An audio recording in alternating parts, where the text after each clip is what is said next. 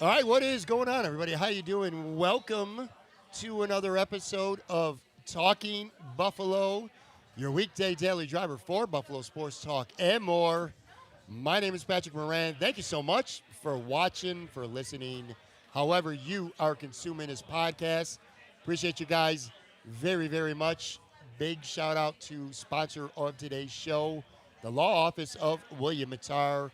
Heard in the car, call William Mattar, 444-4444. Call William Mattar today to get the compensation that you deserve. And our other sponsor, we are actually live here on the video side. You probably can hear some noise here going on in the background. We are at Sonny Red's, 1841 Aber Road. Going to talk some Buffalo Sabres and some other stuff as well today. Sure. I'm joined by one of my all-time most frequent guest, favorite guest, one of my great friends in the media business, my guy Joe Yerdon, man, notedhockey.com. What's going on, buddy? How you doing, man? We're doing good, man. I had to get myself refueled with energy here because it's been a crazy schedule, and then being in Toronto last night for colossal ass beating on road ice. It's been nuts, man. I don't mean this to knock the Sabres, but I can't wait for the Olympic break so I can get some time to myself. That's funny. I want to say this, too, right off the bat. We're going to talk a little bit of Bills as well throughout the show. We'll kind of weave in and out a little bit. But, you know, so much going on with the Bills, head coaching change and all that stuff. This hockey team has just been scorching earth, and they deserve to be front and center right now. And certainly on this show, that is what we're going to do. I got to say this, too, before we get rolling here. If people have been listening or watching the show for a while and they know you and your appearances on the show through the years, they know, and we say this every time, that Joe Yerdon is not necessarily a Bills fan, that he is a Bills watcher, right? And that you are a Detroit Lions fan. Everybody knows that. Yeah. So we're sitting here at Sonny Red's, literally just got done eating, which, by the way, shout out, awesome wings. We had some Black and Cajun, which I had never had before, kind of a dry rub. Those are pretty good. And then the hot. I love the hot wings. Pizza, which neither of us got after. Shout out my buddy. I can't eat it, no, unfortunately. Right. And I'm on a big-time diet. It's awesome, though. My buddy Ryan's there having some. I'll bring some home to the wife. But anyway, so we're done. We're eating. We're getting, just shooting the shit before we get ready to do this show. And the gentleman making the pizzas, my buddy Mark, I accuse him of trolling the Bills. I said, this guy's a Bills hater. He's trolling the Bills all the time. I can't fucking stand him on Facebook. I love him in person, but I can't stand him on Facebook. He's always trolling the Bills and shit. I'm like, hold on. I knew what his team was, too. I was like, what's your favorite team? He said, Detroit Lions. I did that on purpose in front of you. So you are not the only huge Detroit Lions fan now, if you didn't know already, living in Buffalo. It's there are dozens of us, Pat. There Are are really? dozens. No, I'm. Do you know personally? Are you friends or know anybody who's a big Lions fan? I'm lying. I know two others. Friend of mine that I used to work at a bookstore with here locally, and her husband. I think she used to be a big Steelers fan, but her husband's a huge Lions fan. So now they're both humongous Lions fans. So there are at least two others in town, and my buddy David Alter, who covers the Toronto Maple Leafs for the Hockey News, humongous Lions fan. So there's at least three others, but he's in Toronto, so he doesn't count for Buffalo.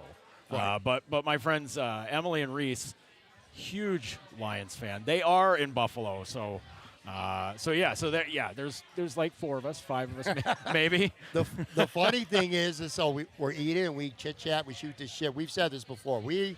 If we could get the cameras rolling in for our podcast, it's not a podcast. It's just us having a conversation. Sometimes I think it's actually better than the podcast. But I'm like, I don't want to talk about some things because I don't want to run out of shit that we're going to talk about here on the show.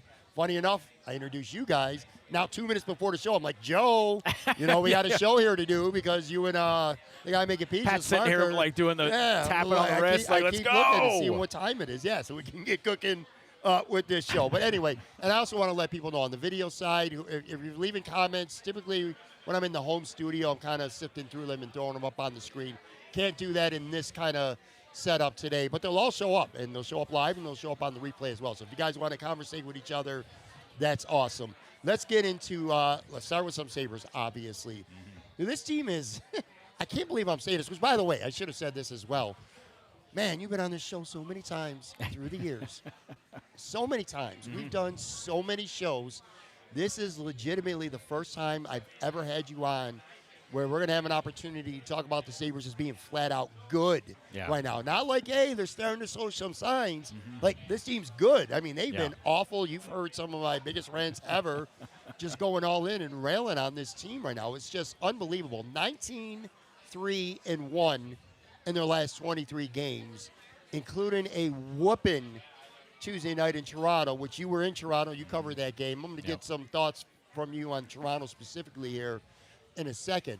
Joe, it's like the mindset of this team just seemed to flip like an on and off switch, and things aren't supposed to work that way. Yeah. You know what I mean? It's just on, off. Well, we stink. Well, no, we don't stink, and we're not going to stink anymore. We're going to start just being really good. Speak on that a little bit, because when you look at this roster, it's not like it has a major shakeup. They didn't trade for Dominic Hasek. You know what I mean? Yeah. They didn't get Alexander McGillney or Pat LaFontaine on this team. They just completely turned it around, quite literally, in-house. Like, how does that happen? The mindset switch of this team from what you've seen. You've been around the team all the time. What are you seeing that feels so different than what you saw earlier? It's a collective mindset, really. It's confidence of, you win a few games in a row and you're like, all right, okay, we're feeling good. We're doing, this is a team that does a lot of things right. They do it the right way. It's kind of cliche hockey-wise. Oh, they play the right way. Do this, that, and the other thing. I know it can be like listening to bugs buzz in the distance, where you're just like, all right, dude, I don't know what that means. But you watch how this team plays. It's the 5-on-5 play. People knock on the power play. Power play is still doing some good things. The PK is incredibly good. We're talking top 10 in the NHL good PK. Weird to say that. It's very strange to say that. But the goaltending has been very good, no matter who's been playing. Yeah. They got 3 different goalies that they've been using all year, and each one has carried their weight. They're all pulling the rope in the right direction. More cliches for everybody. But this is a team that's doing everything the right way, and they're capitalizing on playing the right way and doing those things and forcing teams into mistakes. They play very high pressure. They play quick. It's a fast team, and it's a team that's sorted through injuries like crazy. Yeah. This is a team that still has a ton of guys either playing hurt, are hurt, or have been out for long stretches this season. Right. And guys that they were banking on to be big parts of this team. Yeah. And it just hasn't phased them. They've just kept going along, and just, it's, the more tired cliches, the next man up mentality. We haven't had to hear that from them, because it's just, all right, well, so-and-so's up from Rochester, or this guy's coming off the bench. All right, keep it going. It just keeps going along like that. And it's a mentality thing, and it's honestly, it's the leadership group too, having a say and kind of getting together, being like, guys, if we don't figure this out, like, this is it. Like, this is something where everybody's, we're all going to be saying goodbye, or this cycle's just going to keep going, where I'll fire a coach, okay, fire a GM, okay, been through this 100 times already. This stuff has to stop, and it's got to be on us. This is the stuff that kind of come to a head after they fired Don Granato, where the accountability, again, buzzword, hockey nonsense that you heard for years. But this is something that these guys have taken on themselves, to be like, all right, let's just hold each other's feet to the fire. And it's not, like Dahlin holding like Tyson Kozak's feet to the fire, where it's like, all right, dude, you're playing 8 minutes a night. Right. Do your job. Like, no. It's Dahlin doing it to Tage Thompson, and Thompson doing it to Dahlin, and doing it to Tuck. Holding, the guys that are supposed to be leading the charge and doing it, they're all making sure they're staying on point. And when everybody's staying on point, when it's guys with this kind of talent, they're going to win games. And lo and behold, 19-3-1 in the last 23 games, the greatest stretch in team history, and ever. And it was just earlier this year, you were like, I can't do it with these guys anymore. No, I tried. They stink. I'm not doing this anymore. I can't watch them, and now they're must-watch TV. It's absolutely freaking incredible. And have you noticed, I don't want to say bandwagon fans because that is disrespectful to Sabres fans. Right. This is the reason why. If you had if your heart was filled with hate for this team at this point, you have a right to. You know what I mean? You've been burned by this team so many times. So I don't want to say people are suddenly hopping on the bandwagon. I think people at one time really loved this team and got let down so many times that they finally, they put the flag up. They surrendered. Yep. They're coming back. Now, I'll call them maybe more casual fans. I won't say bandwagon because, like I said, that's disrespectful. But are you noticing on your socials when you're just talking to friends or people that you see that the level of excitement with this team is back? It is, and it feels great. Yeah, it's very much back. And it goes back to something that I've said to you repeatedly over the years where it was like, how do you fix this team? Win games. Yeah. It's the Al Davis mentality, just win, baby, and things will sort themselves out, and this organization for years was always trying to figure out, well, how do we win fans back? We got to get people in the building, we got to sell tickets, because that's an honest struggle this franchise has had for years. Basically ever since everything fell apart with Jack and Sam and those guys, and it was, we got to start this over again. And they were just like, well, we need ticket sales. We need to make money. We got to do this, especially when the Bills and Sabres separated the books because the stadium, they were just kind of like, all right, we need to know how much money we're actually making here. And didn't look good because you're drawing 11,000 people a game, 12,000 people a game, whatever the actual number of fans and seats were. Everything is papered, whatever. But you have they were stressing out about there's all kinds of ticket deals. It's buy tickets for 5 games. We'll throw out another one for free. All this kind of stuff. Stuff they're still doing now. Yeah. And it was just like, well, this has to get people in the door. It's like, well, people are going to come if you're winning. If they're losing every game, people are just going to be like, I'm not buying that, A. And if I do end up buying it, I'm giving them all away. And people couldn't even give tickets away. Even earlier this season, people were like, nah, I don't want to go. Now we're talking about games are being sold out regularly. Like I'm talking full, like a Thursday night game against somebody who's not a rival team, sold out house. Like a game that's not the 05-06 reunion is a sold out house. That game, everybody wants to get in, and they play the Canadiens, which it's always an invasion game. Canadiens fans come out of the woodwork. Same Maple Leafs games. Yeah, they were able to drown out Habs fans pretty well that night. I mean, there's still a ton. Like, lots of them are season ticket holders themselves that only show up in a Habs jersey when the Habs are in town. The rest of the time, I don't know, maybe they're wearing a Sabres jersey, maybe they're wearing whoever they're playing against. It doesn't matter. Yeah. But now you're getting sellouts for all these games. I feel like I'm doing like Don Cherry stuff here with my hands. If you're watching on video, you're seeing this. But you're seeing things turn quickly because people wanted to love the Sabres. Yeah. They've always wanted to love the Sabres. And the thing you always heard on social was just like, I can't with these guys. Yeah. I just, I want to love them. They can't figure it out. I can't spend my money for this because hockey's expensive. Sure. Tickets are cheap. Yeah. So, and it's a lot of games. It's 41 freaking games, man. It's tough. But now you're getting it to a point where they're fun to watch. They're never out of a game. And if they're not, if it's a game that's tight, they've been coming out ahead on most of them. And if it's not a game that's tight, they're blowing people's doors off. And that's great to watch, too, because then you get, everybody's having a good time then. It's, just the atmosphere for Sabre games, even if you're not at the arena, just in places like, I'll give you a perfect example. We're here as Sonny Reds, and I'll tell you what, I rave about the food here all the time. It's awesome. The wings, the tenders, the pizza, all that stuff here. This is also a great place to watch Sabre games and Bills games. Let me walk that back. There is nowhere that was great to watch Sabres games because every bar is just dead with, because they're lifeless. Right.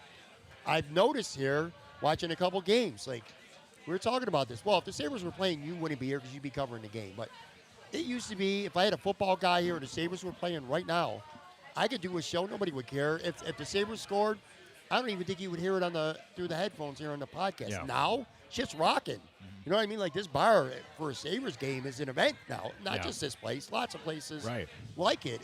The vibe has completely changed. My son went with his girlfriend to his first ever Sabres game. God, I can't remember against who, but it was a couple Saturdays ago. It was a matinee game. They won. And no, maybe it was a Saturday night game. I I don't remember if it was day or night. I know it was Saturday, though. Yeah. Anyway, my whole point was this. Sunday, the next day, we're talking. He's looking. He wants to get season tickets next year. That's how much fun he had at that game. It was when Quinn was a monster. Quinn scored the first goal in the game because we were talking about predictions. I actually called Quinn scoring, and he did. But anyway, my point is he's young-ish. He hasn't been a hockey fan for long, and now he's hooked. His team's got him hooked. And you mentioned Montreal, which is funny because it used to be, it's always been Toronto, Montreal come here, the fans come in, it's loud. It's a fun rivalry. It's fun to watch. Embarrassing for the home team. And it got to a point where I thought it kind of was embarrassing for a while. Like, Toronto just literally took over the arena, and the Sabres stink, so they would skate all over them. Yeah. So, Tuesday night, you are in Toronto with the team. Yep. They're in Toronto. What was that arena like? Because these fans are Toronto fans are starting to get worried, and for good reason. And the Sabres just came and looked like the Harlem Globetrotters at times out there on them. What was that vibe like in the arena in Toronto on Tuesday? And also that locker room. I'm sure there's just, like we were talking about, a newfound energy and enthusiasm with the guys in the room. Yeah, it's, I think I compared it to Freaky Friday. Because you did. I saw that. The way things are going for the Maple Leafs right now, they're having a rough season. Yeah. And it's their first season without Mitch Marner. Marner went to Vegas. Yep. Kind of got driven out of town a little bit because the team just couldn't get over the hump in the playoffs. They've got, you got William Nylander, you got Austin Matthews, you got John Tavares. You got star team that's had some really good teams. Mm-hmm. But now they're in a way where they're not playing fun hockey. Matthews had a stretch where he was just terrible. Nylander was trying to carry the whole team, but he's been banged up all year. They've got an ancient defense core that is slow, and you've got goalies that can't stay healthy. I don't know about you, but that sounds a little familiar to me.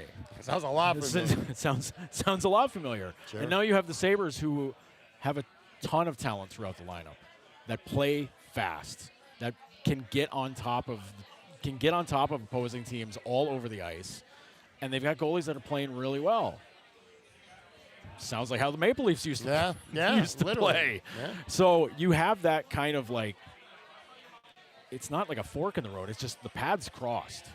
And now the Leafs, they get pounded on. I mean, it's 7-4. People are, I don't know about that score.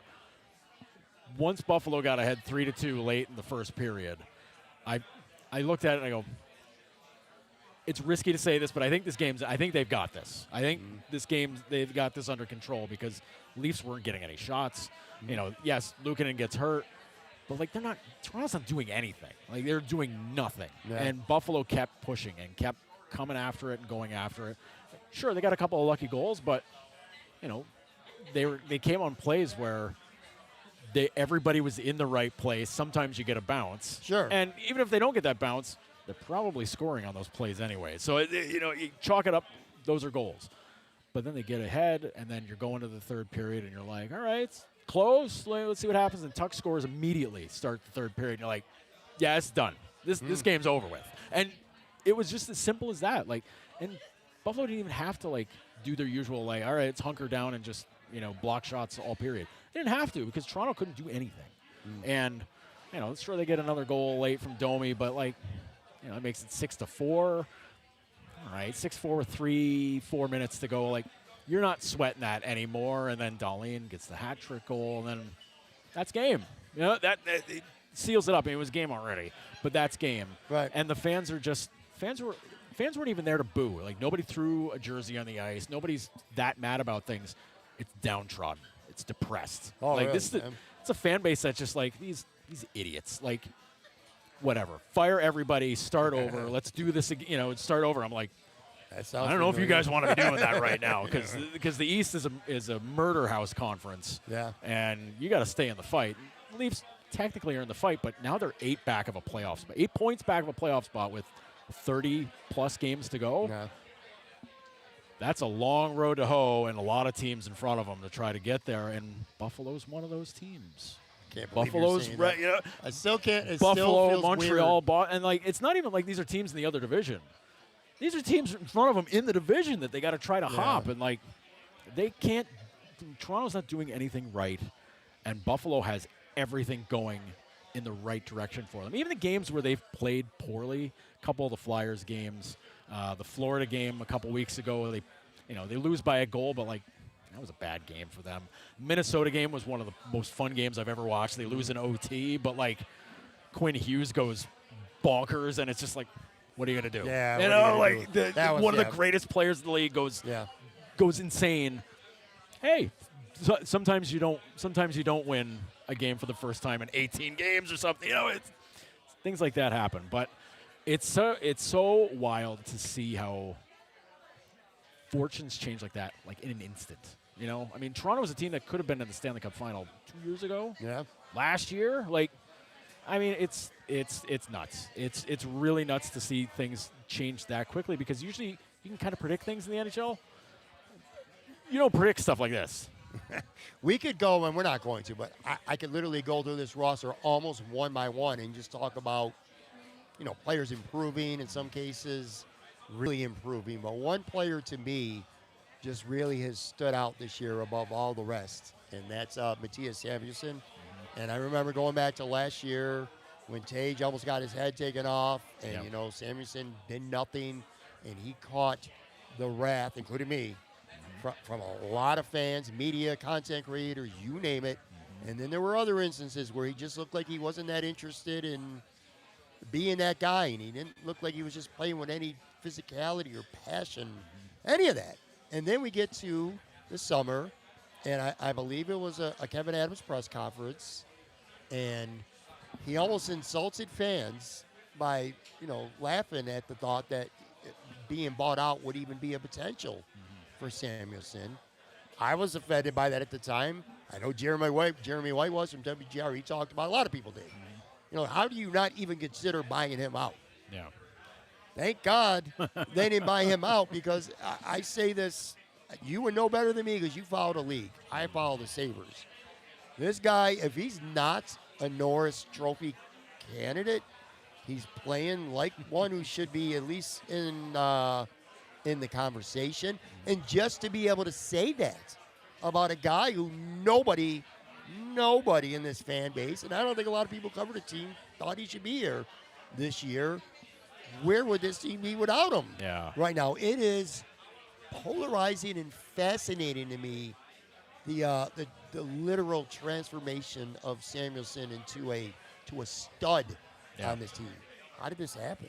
It's you try to get to the bottom of this, and I've been trying to, and guys aren't going to get that open about things, but this really boils down to confidence, and in Samuelsson's case, it's good health too. Because, sure, I mean, you look through his past seasons, he's missed a lot of games every season. And, it's much in parts of the way that he plays the game. He's blocking shots, he plays physical. Things are going to happen. You're going to miss games just because of that. But this year, there have been moments where it's like, ooh, high stick in the face, ooh, that could be tough. Or, ooh, shot block, I don't know. He's right back out there the next game, which helps a lot. Obviously, you hope he's not playing through anything very bad, but he's on the ice, and the confidence that he's getting from his teammates, the other guys in this leadership crew, it's Dahlin, it's Thompson, it's Tuck, it's Greenway, it's Zucker, it's these guys that all just kind of tie it together are all like, hey man, you got this. Like, the power of positive thinking is getting a good workout this year in that room, because it's. If there were any sort of negative spirits or negative things that were having losing is a big source of that. Let's be real. You lose a lot of games, it's hard to pull yourself out. You can't be positive when, hey, we lost 8 of 10. All right, I'm gonna go out and get them again today. That stuff just doesn't happen. That's a real life. That's a real life thing. Things are down. You're not just gonna be like, well, time to get back to work today. Things are gonna be great. Yeah, after a while, you're like, drove into a ditch today. Nope, everything's fine. Things like that. But you have those guys supporting each other, and and it's not blind support, but it's encouraging. It's just the encouraging kind of thing where, for a guy like that, he needed that. All these guys need that at moments, but you also need to know that if you're not doing something right, you get called out on it. And that moment, Thompson gets his head taken off by Stefan Nason. That was a big, huge problem. Yeah, because that was a moment where you could have seen some massive changes immediately after that, because there was a lot of talk around Samuelsson, like, this guy isn't going to bat for Tage Thompson in that moment. Like, the play happens right around him. Like, how can you trust him? Well, you got to earn that trust back, and he did. He's made amends for that, and he's gone back. Obviously, Tage fought Nason earlier this year. That was awesome. Because he wanted that pound of flesh himself. And I loved it. Instant respect for Tage to do that, because Samuelsson was probably like, I got him. And he, no, that's my fight. Awesome. I want it. Which I loved it. Which maybe like a secret moment where like everything started to kind of glue together for everybody here. But in Samuelsson's case, it was that kind of like not a come to Jesus moment, but just like one of those things where it's like, all right, we got each other's back. We're going to do this. And it does so much. It does so much. And, and it's guys like Dahlin encouraging him, like, hey, if you got a shot, take it. Like, you don't always have to swing it back to me. Or Thompson being like, hey, man, you don't have to force it to me. You can rip it. You're a big dude. You can hammer the puck. Like, just get it on net. We'll be there to clean it up. Yeah. Little things like that. And instead of just hammering it and guys are picking up rebounds, he's just scoring them himself. So it's one of those things where everything's being done for the right reason, and even more positive things are coming out of it for him.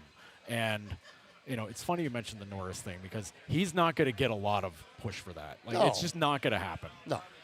But you dig into his numbers, like the fancy stuff, like the box card regular numbers are really good. Like, you see 8 goals from him, you're like, what? 8 goals? Okay. Had 3 assists Tuesday night. He has more goals this season than he had his career coming into this crazy. season. So, he's got 28 points. Right. That's way more than he's ever had before in his career. So, he had 3 assists last night, so he's up to 31 points. So, it's one of those things. But, like, you see all that happening, and, like, he's doing it all without playing on the power play.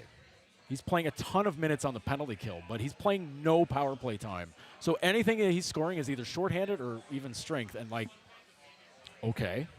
All right. Now he's not putting up Quinn Hughes numbers or, like Cale Makar numbers. Nobody does that stuff. But to have that kind of offense from him and get great defense and great penalty killing and playing more physical, because if anybody's stupid enough to go at him in a corner, they're going to come out with the worst of it. It's awesome. It is legitimately one of the most incredible things to watch, because this was a guy that was lost in the woods for for his whole career here. You could just say, like, well, he got that big deal, and what happened to him after that? I don't know. I don't know what happened. But now we're seeing this, and it's like, oh, now he's a steal. He's just over $4 million a season. You're like, holy crap, this is a bargain. This is a bargain. Basically, the same thing for Tage Thompson though, too. $7 million, and he's looking at maybe 50 goals, 40, 50 goals. Like, okay, but we're not going to compliment Keyvn Adams too much here tonight. We're here live at Sonny Red's, 1841 Abbott Road. I had to pause that in there for an ad break on the audio side. I'm with Joe Yerdon, hockey writer, sports media personality, and you just mentioned the Keyvn Adams word, which was like trigger. Yes. Because I want to ask you about this. I had my buddy Steve Burmo on the show the other day too, and we kind of had this conversation. I want to get your insight on this. So you go back to, it was early December. The Sabres are on a 6-game road trip. They go to Calgary. They lose 7-4. It's their 3rd straight loss on the road. At that point, you're starting to really hear whispers became much louder that Keyvn Adams was on the verge of getting fired. I heard Tim Graham talking about his show. Yep. I heard other people speculating. It was really starting to cook then. The Sabres, from that point on, they won their last 3 on that road trip. Yep. He gets fired. Yarmo gets named. And like I said at the beginning of the show, that on-off switch, it seems like at that point, that's where it happened. They lost to Calgary, and they're 18 or 19-3-1 or whatever it is, 18-3-1 since then, literally since then. Keyvn Adams it has to be a role in all this. Him getting, I don't know if it was just, something fresh, re-energizing yours. I don't know what it is, but you can't deny that this started when Keyvn Adams was headed out the door. Literally, that's when it started. My question for you is, let's say if things continue on this path, and we don't want to take anything for granted. Right. That's the last thing we're going to do. But if this team ends a drought right now, all right? Like when the Bills ended their 17-year drought, Sean McDermott, Brandon Bean, gods. Kyle Williams, guys were gods. Yep. You know what I mean? They ended 17 years of futility. if the Sabres could do that this year, how does Keyvn Adams ultimately get remembered? Because in fairness and being objective, when you look at this roster right now, there's a lot of good things that Keyvn Adams did, from trade to Paterka, getting Doan and Kesselring. Zucker was a really good free agent signing. He traded for Malenstein last year. It looked like the worst trade I've ever seen in my life. Not no more. Yeah. Not no more. Oslin is looking really good. That's a piece of the Eichel trade that makes that trade look a little less lopsided, because now you got Krebs, Tuck, and Oslin for Eichel. So you didn't get fleeced. Of course, the McLeod trade, he's bringing in Alex Lyon. He's done a lot of good things with this roster. So that's the good. But here's the bad. That leadership thing that you spoke of, whatever his message was, it clearly didn't resonate. Lindy Ruff didn't start learning how to be a good NHL coach 5 weeks ago. You know what I mean? So it's like, how do you weigh how Keyvn Adams, how does he get remembered? I can't even ask this question, because it's just so polarizing to me, because on paper it's like, oh, this is Keyvn Adams and all this. But in reality, his leadership, some of the things he didn't do, some of the things he said, kind of put this team in the position they've been in the last 5 years. It's already working itself into being a fascinating and complex legacy. Yes. Because this roster is his. Jarmo has had very little to do with it. Nothing. Like, to do with it. Well, he's traded for Gavin Bayreuther, who's down in Rochester. Sure. So there's one move. But, he got Josh Doan signed to a really good contract. Okay, 2 moves. Everything else this is Kevin's team. Yeah. He didn't draft Rasmus Dahlin. Okay, fine. He didn't trade for Tage Thompson. Okay, fine. Sign him though. Did sign him to Samuelsson. a great contract. Samuelsson to what now looks like an incredible contract. Quinn don't look bad anymore. The deal, it looked terrible. Last year I was like, come on. Yeah. So it's a complicated and complex legacy, and I was having fun with some of my beat pals last night when I said, "Do you think Keyvn Adams gets any votes for Executive of the Year?" And everyone's like, no. And I'm like, he won't. Shouldn't he? Like, if this continues, they make the playoffs. What if they won a round of the playoffs? And it's all these guys. Like, if Jarmo doesn't go make a crazy grab to put them over the top by the deadline, and I'm not saying that this is a possibility, but say he goes out and gets his old buddy Artemi Panarin, who he had in Columbus. Yeah. If he adds him to the Sabres, the Sabres roster, and you're like, oh man, they're serious. Well, I mean, that would be an incredible kind of thing. But unless he makes a big ad like that, this is Kevin's team. Which is nuts, because, and this goes back to a thing that people around the league kept saying for the last 3 years. They have all this talent. Why doesn't it work? Why? Right. How don't they win? How doesn't this happen? And a lot of that was the $64,000 question. You have all these first-round picks. You have all these top guys, all these great guys who score tons of points and goals and all this. How doesn't it work? How haven't they gotten over the hump? And you didn't know. It felt like they never played well together. Like Tage and Tuck would get hot, and then Samuelsson and Dahlin would play like shit, or vice versa. You know what I mean? It was like a couple guys would be on and a couple guys would be off. This is the first time where it seems everybody's on the same page. Yeah. Which is that an indictment though on Keyvn Adams a little bit? Because now that he's gone, suddenly everybody's on the same page. He put the product out there, but they're the ones who are making this team good. And I don't know. It's just it's so. It's hard to be a coincidence, Joe, that as soon as he leaves, as soon as you hear he's getting fired, this team becomes juggernauts. They are. But it's one of those things where you look back to that moment, and that 6-game road trip, that was a season-defining trip as far as I was concerned. Before they even left town, I said they have to get 8 points at least to keep the season alive. Because things were already getting out of hand with the East. The playoff picture was already crazy. Yeah. They already had a ton of teams in front of them. It was like, how the hell do you get through this? They need at least 8 points. 8 out of 12 points to stay in the race. Never mind make a dent and climb the ladder. It was just to keep pace with everybody else. And then they start 0-3, and you're like, everybody's getting fired. Not just you're thinking they're cleaning house, because you're like, you can't come home with no points on a 6-game road Did trip. you think Lindy Ruff was in danger at any point of that trip? I think if it got worse, yes. Okay. Because at that point, it's hard for Terry to ignore it, and you're like, there's going to be like, maybe him as coach wasn't going to be a thing anymore. Like, maybe there's a different role for him, and then you know, maybe Seth gets that call, maybe the hires John Tortorella comes out of the woodwork, you know, whatever happens. You're thinking, like, anything can happen, because now it's like, this is a national embarrassment, you know, as far as like how bad things get. But that loss to Calgary. Now, Calgary's bad. Horrible team this year. Yeah. Like, bad luck, but also bad. And they got pounded by them here earlier this season. Like, Calgary slapped them around. Yeah, I remember. And it was like, geez, you lose to these guys? Okay. And then they go out there and give up 7 goals in a game. They played terrible. Calgary also played terrible in that game. And then they still gave up 7 goals to them and lose 7-4. And you're like, oh, my God, this can't continue. Because that's the immediate reaction, is like, this can't stay like this. And like, oh, they're playing Edmonton tomorrow night. What's Connor McDavid going to do? And then you're thinking, like, worst case scenario, because you're already chalking off that game as a loss, and you're like, okay, well, if they come home with 4 points, it could be a couple of press conferences to deal with when they land here. And instead, you know, Ellis gets run over, knocked out of that game. They end up winning it anyways, and you're like, okay, well, Seattle and Vancouver, they better beat those 2 idiot teams. And then they beat both of them, and you're like, all right, well, they salvaged it. Cool. Yeah.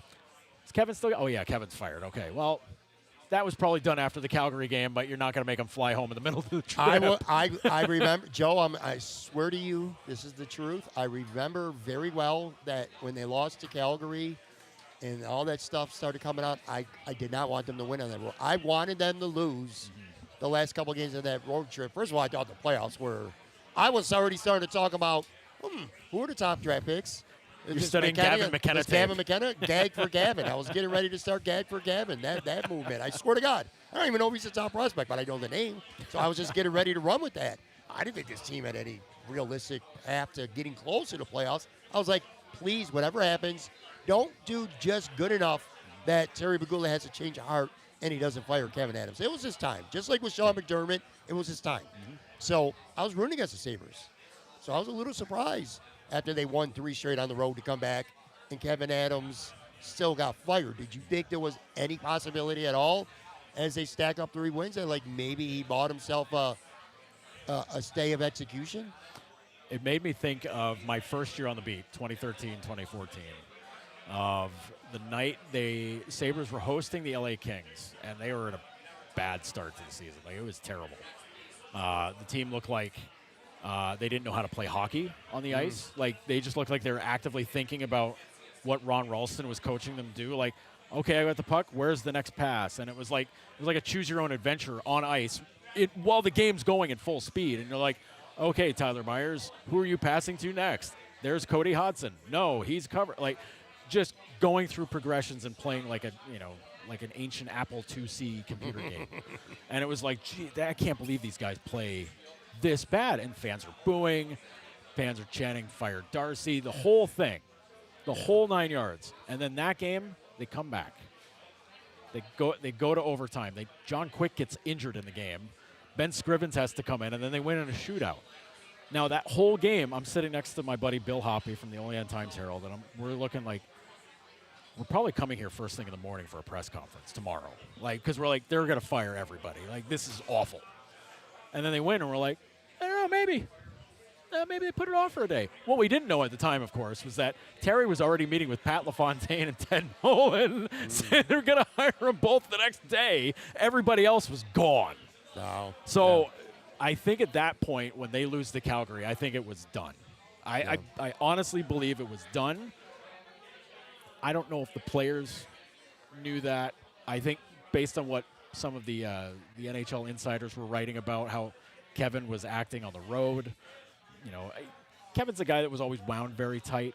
Didn't like to kibitz with us in the media, like even at home. Say, hey, Kevin, how you doing? And just head down, just keep walking. Okay, like, whatever. Like, you're in your world. Okay, I get it. You're stressed. Fine, I understand. But, like, it was that times 100 on the road, and it's like, ooh. If he's acting like that, obviously the losing plays a role in that, but I'm like, I bet he knows. And if he doesn't know, he knows. It's one of those things, and it was just a matter of like not wanting to do it away from home, because that's kind of crappy, especially the GM. If it's a coach and you got to make a change on the road, like, all right, fine. But the GM, like the GM's on the road trip, but like, he's the guy running the team. You don't fire that guy on the road. So I felt like it was just that loss is what did it, because then you're staring at like we're 0-3 on this trip. We cannot come home without a win, because if we come home without a win, the season's over. Like it's over. It's done. Yeah. Like the whole thing's done. Like there's no hope of anything at that point. And then you're talking about trading. Who knows? Like you talk about finding something else for Lindy Ruff to do, change like the whole everything goes really sideways after that. So, but I think Keyvn at least knew. Whether the players knew, I don't know. It's tough. That's tough because the players are so focused on what they're doing and what Lindy's doing. Like, I'm not sure that they would have an idea, but I'm sure if like Kevin's working the room and talking to those guys every day and like whatever, they probably got an idea like this guy's toast. If they didn't know, they had an inkling for sure. I feel like one more thing, and then I got one more question for you to wrap up with the Sabre stuff. Mm-hmm. There's two seminal moments of what we've seen recently that really have kind of made people, certainly me and I'm sure others, buy into this team right now. So they have that beautiful 10-game win streak. Awesome. Then they lose. I'm like, all right, well, they lost. Yeah. They're probably going to drop 4 of their next 6, 5 of their next 7, something like that to be like, it was fun. They obviously haven't done that. They won 3 in a row, I think, after they lost that game. Yep. And that momentum carried. There's that. That has won me over. The other thing, this team's playing great. This team's playing great. Oh, what happened? Josh Norris just got hurt. Well, this has been fun. Yeah. This has been fun. Josh Norris back on the shelf. 7 games he's missed now. They want him back, and they're better with him on the ice. I mean, be real clear about that. Yes. But when I tell you that it doesn't matter, I mean it doesn't matter because it hasn't affected the way this team has played. Yeah. They're better with him. But my point is, Josh Norris getting hurt, missing 7 games, you would have been like, well, there goes the offense. Yeah. They had the lines, nice balance. Bring up Elenius. Team looks pretty damn good still. It's like you've said it several times now. Next guy up. Normally I'm like, all right, well that's true for a third liner, a fourth liner, a sixth defenseman. Josh Norris, you depend on him. Mm-hmm. He's been down, and hopefully he'll be back sometime relatively soon. And it's not season ending, but my point was they're going to go on a skid without him, and they haven't. No. It's just, it really truly is the next guy up. And one of those guys, this is the last question I want to ask you, Alex Tuck. We're getting to a point now, Joe, is it possible that he becomes, in the eyes of the Sabres, because I think it is, maybe you don't, a rental player? Like if they can't, they want to sign him. Let's say they can't sign him though. All right, let's just, for the sake of discussion, they know they're not going to be able to sign him, but they also can't get a player that's going to help this team now. I don't think, maybe you don't agree with me, because some people say, well, you don't lose him for nothing. Maybe you can't get a first round, some futures for him. If you could get that, I mean, do you do that on this team where they're at right now? Or, and this is my theory, if it comes down to it, you treat him as a rental, but you didn't give up a draft pick to get him. You keep him because you're in the playoffs right now, and you see what happens in July. You lose him. Like, can you see a scenario where the Sabres trade Tuck and don't get something back that's going to help them now? It's complicated.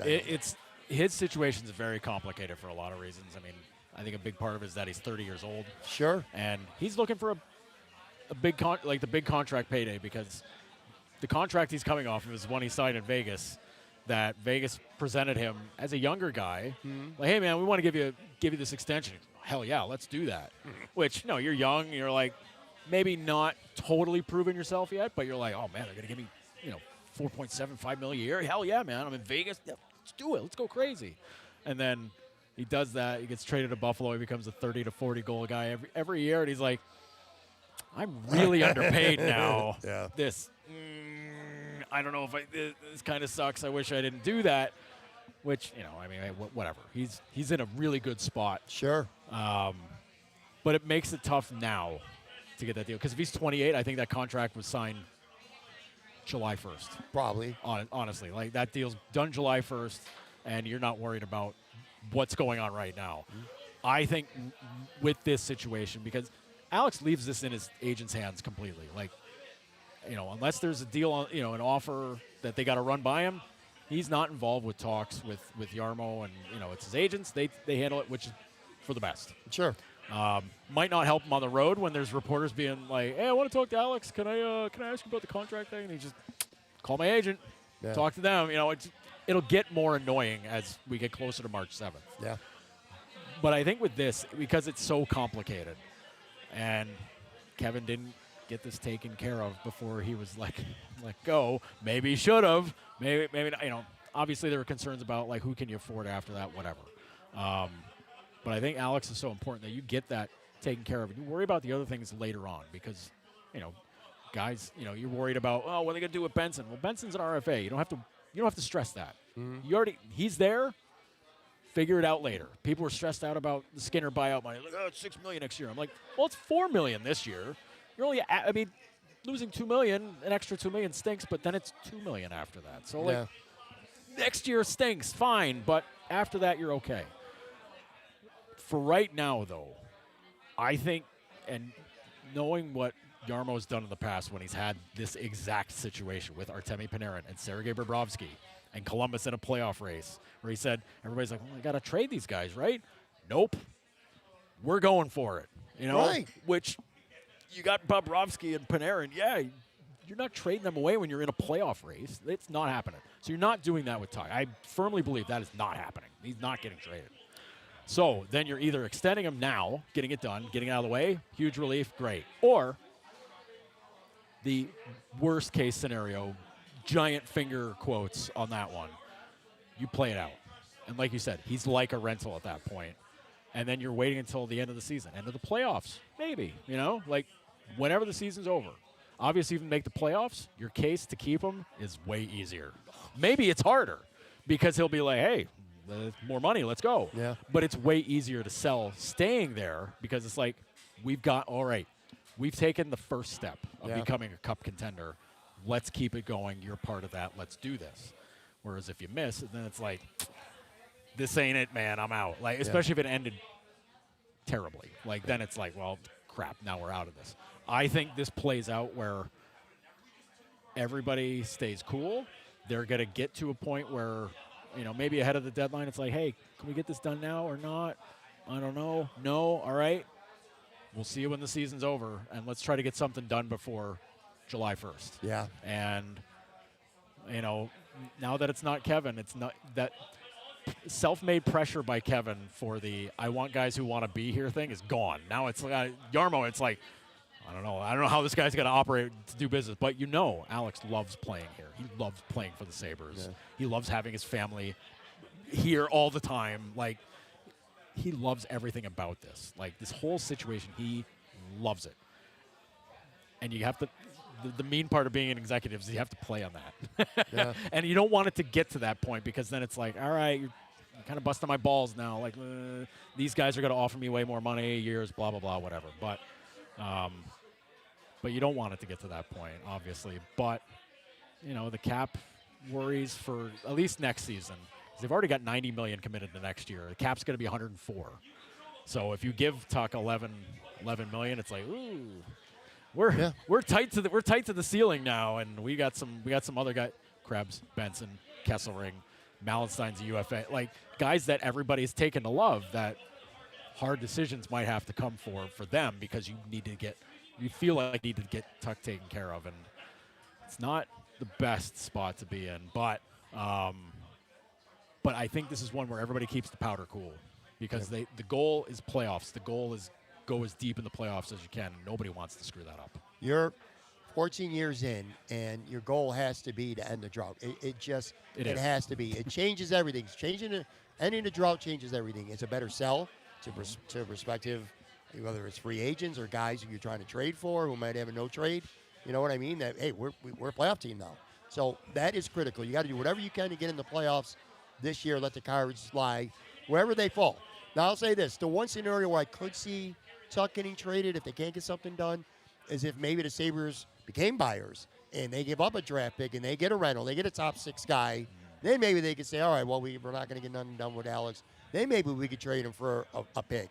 or futures if you get that guy in. What I'm saying is you cannot trade him for something that is not going to help you end the drought this year. If you become lesser on the ice without Alex Tuch, then you can't trade him. No. Because you got to end the drought this year. You know what's funny? Before we talk to some Bills stuff to wrap up, I'm never envious of you guys. Like I love that you guys get to do this. You cover the games. It's awesome. Whether they stink, whether they're good. But I don't really get envious or jealous. Saturday night, that arena, Montreal coming to town. You'll be there, obviously, covering the game. That's going to be an atmosphere. I think it's going to have been a long time since we've seen that in Buffalo for a hockey game. A Saturday night, Montreal's in town. You know, the fans. It's going to be lit. Yeah. Like people like to say that word, lit. That shit's going to be lit, man. It's going to be an awesome. You got to be. I mean, I know the Kings play Thursday night. For people listening to this, you'll be there. And that'll be fun. That'll be cool. That'd be cool. But Saturday, man, Montreal, that's going to be awesome. What's crazier is that this is the third week in a row they're playing Montreal. Yeah. Like, they were in Montreal last week, which I was up there for that game. Yep. Which, if you ever have a chance to go to Montreal to watch a game, doesn't matter if Montreal's good or bad. Doesn't matter if the opponent's good or bad. Go. Yeah. Buy a ticket. Get in the arena. There's nothing like it anywhere in the NHL. It's the best setting for hockey. Period. It is just electric no matter what, because either the fans love the team and they're just all behind it, they're pumped up, or they hate the team and they're just all over everything that's happening. Like, it's such a great place, and the way the Sabres played in that game, Zucker scores 40 seconds in, and it's kind of like, whoop, everybody's quiet. Then Zucker glancing blows Caden Gooley. Everybody in the building thought Caden Gooley got his head taken off. He didn't get his head taken off at all. He was trying to get a penalty called, and the fans just were out for bloody murder after that. And then, you know, that game was wild. I expect nothing more than a wild game on Saturday with Montreal, because Montreal's extremely good. Yeah. These two teams are going to be at each other's throats. As long as this upward trajectory continues for the Sabres, these two teams are going to be blood rivals. Hands down. Toronto's moving to the backseat. Florida is who they are, but they've got the Lightning as their blood rival, so let those two kill each other. Yeah. Montreal Buffalo is the next one. That's awesome. It's going to be incredible. There's so much talent on both of those teams. It's awesome, and they both play the same way. They both play upbeat. They both attack. Montreal's got a few other guys that really love to stir it up, so it's like the perfect thing for Buffalo fans to be like, I effing hate that fill-in-the-blank guy. I hate him. Go kick his ass. Do that. It's great. It's so good. It's going to be so fun for the next few years. I'll tell you this. It's been a long time since today's Wednesday, as we're recording this anyway, Wednesday night, where I thought 3-4 days ahead of time to looking forward to a Sabres game. Like, I'm willing to carve out a Saturday night 3 or 4 days ahead of time, part of my planning process to watch a Sabres game. It's been a long time since I felt that way. I want to transition here over the last couple minutes. So the Bills fire Sean McDermott. I mean, at this point, that's kind of old news. But since you're here now, I needed to ask you this shit. So Terry Pegula, the press conference, of course. Yeah. Infamous press conference now. A lot of people consider it that way anyway. Yeah. The expectation was Terry was going to come out, make his announcement, and then, Brandon Beane would hold shop. Brandon Beane has held shop with the media on his own for a full hour many times. Yep. So I feel like that was definitely, everyone I talked to, that was the expectation. No one expected Terry Pegula to stay there and talk. But he did. As a hockey guy, a hockey writer, someone who's covered his team now for quite a while, we all know Terry Pegula don't talk to you dudes, man. He don't talk to you men and women. He doesn't do it. He just doesn't. He didn't talk to anybody for years. Right, exactly. So either team, he didn't talk to anybody. You're sitting there. Forget about what he said for a second. Were you a little bit like peanut butter and jelly? You were like, yo, this motherfucker is talking. He's answering all these questions. Maybe he shouldn't be, but he is. You're kind of like thinking, man, well, why can't he sit down in front of us hockey folk, in front of you and Harrington and Hamilton and Rachel and everyone who's covering the team, Fairburn, and he doesn't hold court with any of you. But you're sitting there watching them whole court, not very well. We kind of expected that, but you're like, what the hell, man? I'm definitely bummed out because it's always for big moments. I think for firing Kevin, I think that would have been the right moment to talk because we hadn't heard from him since he hired Kevin. He fired Jason Botterill, hired Kevin. That was the last we heard because it was Terry and Kim on the Zoom call because it was the pandemic, remember? So there wasn't an in-house thing. It was just, okay, well, we're going to do this on Zoom. Cool. Sucks. It's the worst way to run a press conference. Yeah. Great for the PR team because they could be like, we're not taking that guy's question. Yeah. That guy's going to start some problems. But, but it's the kind of thing where, just as a news person, you want to ask the owner, like, hey, what's the thought process here? Like, what what's going on? For us, like, with Kevin, that would have been great because they handpicked him. Like, I want to know your motivations. Like, what's the deal? Their statement doesn't cover all the bases, but we have to kind of suck it up and deal with it. In this case, you have a team that's like a Super Bowl contender, like an actual Super Bowl contender, and then you're firing the coach who was great for years. Yeah. Playoff coach, like only once never not making the playoffs, like contender every year. And, tough game, tough playoff loss on the road. You could argue, there's a lot of things you could argue. You've talked all this out already previous weeks, but like in that moment, I think it was right for him to take the questions because it's a big deal. And plus, but being right to do it and doing it aren't always the same things. Yeah, you're surprised, right? I am surprised, and it reminded me of when they fired Lindy Ruff ages ago, back in 2012. 2012, 2013, whatever it was. Yeah. And they didn't fire Darcy Regier because you're thinking like, well, if you fire one, they both got to go, right? Yeah. And I think that was maybe the thinking here. Like, well, if you fire one of them, they both go because they were a package deal in the first place. And when it was McDermott going and Bean staying, it was like, uh-oh. And that's when promoted. But yet still the GM. Yeah. Promoted, but yet still the GM. Yes. And now the coach answers to him. Yes. Not to Terry. Yes. Okay. All right. Don't love it. Okay. It's things like that where I'm glad Terry was there to answer these questions. Now, some of the questions that everybody really wanted to get to the bottom of, he didn't give anybody what they wanted. Everybody tried very hard, and I commend everybody on the beat for trying to ask, like, there was a couple of questions where people tried different ways to try to be like, okay, maybe he'll bite on this one, maybe he'll do that. Yeah. Great tactic. Love it. Perfect way to do it. Yeah. But with Terry press conferences and what I learned in the past when he's done them in Saberland, now granted, this is like ancient history now, you have to expect the wild cards. And the wild card it was my favorite moment when I forget who asked Bean about the receivers and like, hey man, this guy's kind of stunk it up, like what gives? And then Terry said, hang on, I'll handle this.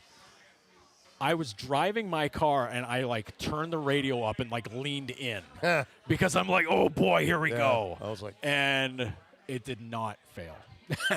It lived up to the flash expectations I had in my mind of like how that answer was going to go and then some, because I was like, holy shit. Like, because you're going into that as a news person, you've got your plates already full. Like, they fired the coach. Maybe he didn't deserve to go. The GM's still here and promoted. Well, that's a lot to work with. And now it's like, oh, he just threw the coaching staff under the bus for drafting Keon Coleman. Okay, great. While defending his GM. Right. Brandon was being a team player. Right. He's being a team player. The coaches wanted, other guys wanted him, which, by the way, John Worrell from the AP, credit to him for sure. He reported soon after from a source, which I'm sure came right from Terry's people, that he was not referring to Sean McDermott, which put it squarely out. Well, it wasn't Brandon Bean, and it wasn't Sean McDermott. Yeah. I kind of feel like it's the new head coach of the Buffalo Bills. Right. That was it. Had to be. I mean, do you have is the equipment room guy stumping for Keon Coleman? No, it's the offensive coordinator, and if the head coach was not behind it, then it had to be him. So I was like, damn. It was just so much stuff, and then to have Bean be like, well, I still had to pick him. Like, okay, you saw the fire that was burning out of control already, and you tried to put it out. Like, sorry, man, the cat's out of the bag already. Well, I don't, for what it's worth, I don't completely buy what Terry said either. Yeah. I do think Joe Brady stumped for him, but I also don't think it was like Brandon Beane did not want him. Yeah. There's clips out there, plenty of them, before the draft. Yeah. You know, I hope he runs a soul 40 times so he falls to us. Those kind of things. Yeah. That could be a little, smoke screen, a little gamesmanship as well. Yeah. But I don't buy that, if he really didn't want him and he's a GM, he's not drafting him. So right. And he had his hands in that you're too. the boss. You have final say. Like you're the guy putting your name on that pick, Brandon Beane became a villain in the Real world quick. of Bills Mafia throughout this process. And you saw signs. I mean, look, you follow the team as much as you can. During hockey season, you're not seeing every little thing, of course, because you're working, you're covering the hockey side. But you can see the little crumbs. Sean McDermott going out of his way to talk about Jacoby Myers being a big deal for Jacksonville. Bringing up the Ingram's a great player. He didn't want to lose him. Yeah. Those kind of things that they certainly felt like subtle shots. I don't think those guys hated each other, but you get to a point of working relationship where it was getting it was definitely getting harder for them, I think, to coexist together for a while. And then when Sean got fired and Brandon didn't, it felt like a hit job. Yeah, I think a lot of that stuff because Brandon had already said his piece with Jeremy White on radio, and that went over terribly. He set himself up for failure that whole season. In that wide receiver room, he put a target on them. That was awful. I think he said he regretted it during the press conference. He did. And he said he regretted because he regretted putting that pressure on the receivers. Yeah, I think so. Well, it was dumb no matter what way you look at it, though. Right. It was a bad move. But then a lot of that stuff with McDermott as the year wore on, I started looking at that through the lens of like, oh, he's doing like self PR, like he's doing his own like, hey guys, I'm trying my part. This guy over here is not helping me any. So like, I'm not at fault for like I see the issues. It's not my doing. I'm trying my best. But you see what I have to work with here, and that was I think a lot of that was just a lot of kind of getting your ducks in a row in case something happened at the end of the year, and McDermott knows that Beane's got the owner's ear no matter what. You just wonder. I'm sure in his case he's wondering like, well, what the hell's the guy saying? How what's being said? Am I getting crushed? Or does he have my back? Like what's going on here? In his position, I'd hope. Well, I got this guy hired. I hope he's got my back. But when it comes down to it, and I think they were aware that they needed a lot of good luck. Really good luck to be able to get to the Super Bowl. I mean, they came in, they were the last seed in the playoffs. They were right there for the race for the division, but stuff happens, and then it's like, oh, well, you're the seventh team. Like, how's that happen? I mean, they won 12 games still, but like, you're looking at it going like, this isn't setting up right. Like, they're going to be on the road no matter what. This kind of sucks, and I think at that point you're just kind of putting things out there to be like, some shit's gonna go down after the season. I better be ready because knives could be out. I'm just making sure that nobody can come for me for these XYZ things. And I looked at it like that, and I go, it's kind of how life goes. I don't know, man. It's kind of hard to avoid a lot of like pop culture, Game of Thrones reference like comparisons because it's just it's corny, but it's also they've been calling him Littlefinger. Really apt. Brandon Beane is Littlefinger. Really apt. I've heard a ton of that. So I'll say this with Terry. I'm glad he talked because I felt like there was something I learned from this press conference that really swayed how I felt. Because originally I didn't love the McDermott firing. I'm like I feel like he's being a scapegoat because it's so fascinating because you can make a case. Even if you just say this year, forget about the other years. We already know about 21 seconds. We already know about a lot of the other shit. But this year alone, that last drive in regulation on 3rd and 11, he doesn't blitz, and he just backs off, and he gives them an easy completion. He made mistakes in that game. But, if Brandon Cooks catches that ball, if Josh Allen doesn't have, well, I'll give him 2 bad turnovers. He had 4, but 2 of them were definitely his fault. Yeah. Unquestionably. James Cook fumbles. It's like those guys don't make that mistake in an overtime loss. He's coaching against the Patriots next week, where I believe Terry Pegula is, the emotion stuff is probably added to it. But to me, he said that he thinks that they've hit a proverbial playoff wall. I buy that. Yeah, I buy 100% that. agree with that. That's what kind of brought me around from saying, Sean's a little bit of a victim in this, because I still think Stevie Johnson called Brandon Bean Judas. He drew actually had a picture of him, put it on Twitter. He called him Judas. Stevie's never been one to keep it small. He's not one to mince words. He's not one to mince feelings. But like I said, I felt like Sean McDermott has hit a wall, and it's been a lot of times. So Terry's words kind of got me to the point where I'm like, I'm good with that. Mm-hmm. It's been a really weird week for Bills fans, because a week of, oh my God, instant reaction. I can't fucking believe it. You fire McDermott. You don't fire Brandon Bean. Then 2 days later, you're like, you kind of get it a little bit. Now, Joe Brady gets hired, and holy shit. Right back to it again. I said on the show yesterday, hopefully I can remember it in my head, Drew from the Rock Pile reported the perfect analogy, or at least how we felt.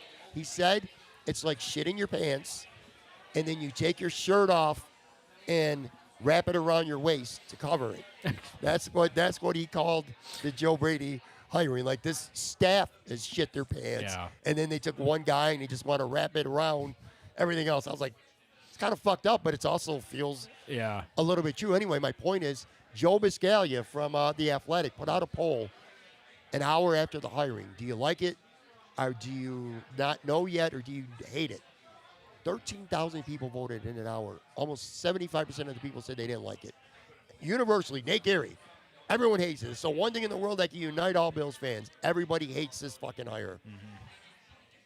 Day and a half, 2 days later, it's like, well, if he came from Washington and you looked at his analytics and you looked at the offensive rankings, you could understand it. It's like everyone overreacts, including me, and then you kind of calm down. I'm at a point now, go get me a good defensive coordinator, and I might even say hate. I don't even dislike this hiring anymore. I don't know. It's weird. It's a polarizing offseason for the Bills already. It's only a week and a half old. They barely just got over fucking losing at Denver. It's a lot of copium going around. Jesus. It's a lot of copium. And you're not going to know. I think the worst part for Bills fans is you don't know what you're going to get until they're actually back on the field. No. Next year. Like, is Joe Brady any good? Who the fuck knows? I don't know. Like, people are like, well, Josh was really good with all this stuff. And I'm like, right, but, like, they still didn't win when they needed to win. Like, you can microanalyze, you can do all that stuff. And I'm like, yeah. But that's why I appreciate Tim Graham's way of approaching it. It's just like, it comes down to, like, the results. Yeah. The results were, they didn't do it. No. Didn't get it done. You can have all your awards and guys being, doing all this. You didn't win. And this team is the time for, like, the basic, like, hey, you did it, buddies. Way to go. That stuff ended 5 years ago. Yeah. Where it's like, wow, they're a playoff. Oh, my God. Now it's like, no, you're there every year now. Your job of making the playoffs every year now is that you have to win the conference. You have to go to the Super Bowl. Yeah. You have to win a Super Bowl. You can't just be like, hey, we made it again.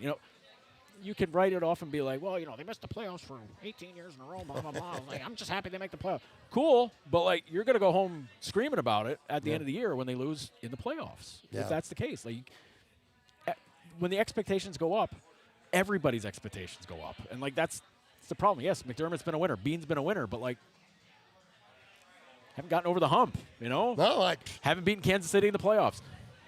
Should have beat Cincinnati the one year. Didn't do it. Like, all this stuff should – Denver, like, it's a toss-up game as far as I'm concerned, because I didn't believe in Denver, and Buffalo showed me enough this year to be like, if I had money to bet, I'm not putting any money on them because I don't trust them. It was just like, it was a full, like, don't trust them for anything, because I watched so many other games, and they're dog shit for 3 quarters, and they're like, oh, hey, we're good again. I'm like, do that the whole goddamn game and win by 70, instead of just, stepping on your toes all game, and then fourth quarter being like, Superman. They were helter-skelter most of this year. You never knew what you were going to get with them. And the turnovers were a problem, and the turnovers were sure as shit a problem in Denver. That's literally why this game was even close. The Bills should have won that game by 3 scores. I'm not, no hyperbole either. If Josh Allen doesn't turn the ball over, if Cook don't fumble, I'm telling you right now, the Bills probably win that game by 3 scores. Here's the way I feel about Joe Brady. And people talk about this offense, which, again, it's just a fascinating conversation. You look at it 2 years ago, it's the most points they led the NFL in scoring, and it's the most points the Bills ever scored in the history of the franchise ever. This past year, not as good, but they did lead the NFL in rushing, and they were still 4th in scoring. And then you get to the playoffs, and I talked about this before Sean McDermott got fired. I thought Joe Brady was excellent in the playoffs. He had some great play calls in Jacksonville. That Dalton Kincaid fake bubble screen that turned into a touchdown. And then you go to the Denver game. You're like, oh, Joe Brady this, Joe Brady that. Is it Joe Brady's fault that Josh Allen missed Dawson Knox on the game-winning play? Or is it his fault that Brandon Cooks couldn't careen the ball and finish the catch? Or that Mikael Hardman breaks off his route, and whether it's the receiver or whatever, it was a great play call. The guy's open. They didn't execute. That's not on the offensive coordinator. But the bubble screens and shit like that, people hate that shit, and the conservative and the predictability of this offense at times, and everything feels like a grind for this offense. Like, nothing comes easy. You don't get chunk plays. You watch, you're a Lions fan. When the Lions are humming, they just go up and down the field. It just looks effortless, and barely ever looks effortless for the Bills' offense. So I do understand both sides of the fence here. I think that's what really gets Bills fans going, is that it used to look effortless. Sure.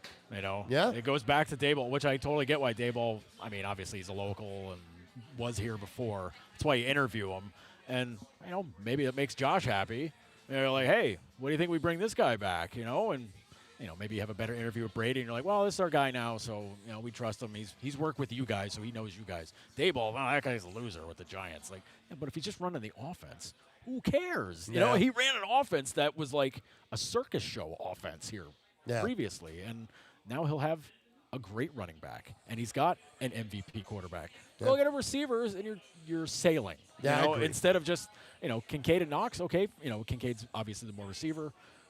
Allen trusts Knox maybe a little bit more. I mean, I trust Kincaid pretty well too. Yeah, but get him one good receiver.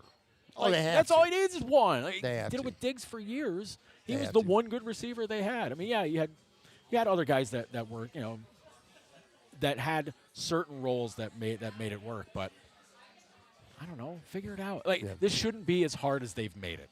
Yeah. I think is the problem. And now they've made it where it's like they're constantly rethinking how to make the wheel. And it's like, just make it easy, guys. Well, put it this way, dude. The process through all these years is one thing, and then you see New England leapfrog in 1 year and go to a Super Bowl. Ooh, they were 4-13 the last 2 years in a row. Yeah. Now they're in the Super Bowl. If you're a Bills fan, you're like, what the fuck? Yeah. You know what I mean? What's this trust the process?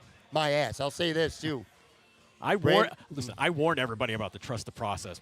Oh, yeah, you did. Shit. You Because I definitely was did. like, they stole it from the 76ers, and I'm like, those guys haven't won a goddamn thing. Yeah, no, not since And like then Julius now they Erving, stink. Moses Malone. Like, well, Maxi's a good player, but Sure. like the whole thing with Embiid and all that, they're like, oh, they're great. No, man, same deal. Like you stole a marketing slogan from a team that did the same exact shit you guys just did. Last point, I'll say this too. Brandon Beane hires Joe Brady. They do the interview process, whatever. I'm going to tell you, Brandon Beane's name is on this. If next January, 12 months from now, you and I are sitting here at Sonny Reds and the Bills get eliminated in the divisional round or worse, Right. Brandon Beane's getting fired. Oh, yeah. If he doesn't, then we got a problem because now we have is this a yes guy? Is this Keyvn Adams, a yes guy to Terry Bagula, and Terry Bagula is going to keep him around? Meanwhile, the team is not played up to their ability, just like with Keyvn Adams, because you have Brandon Beane being a yes sir guy. I said this to you before on the show with Keyvn Adams.